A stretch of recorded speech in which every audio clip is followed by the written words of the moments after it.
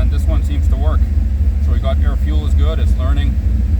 Coolant temperature is staying steady, so that obviously it's cooling, that's fine. You got fan 1 on and it's staying there, so that's nice. You just hang on. Oil pressure 33, 34, which is fine, it's low RPM, right? 14.8, 14.7, so air fuel is good. Coolant temperature again 200. All right, guys, this is a good sign. So here's my all the lights are green, so we might be able to make the show if I get the hood on this thing, so we'll see. All right, guys, yeah, so a good day before Ubering. Let's go.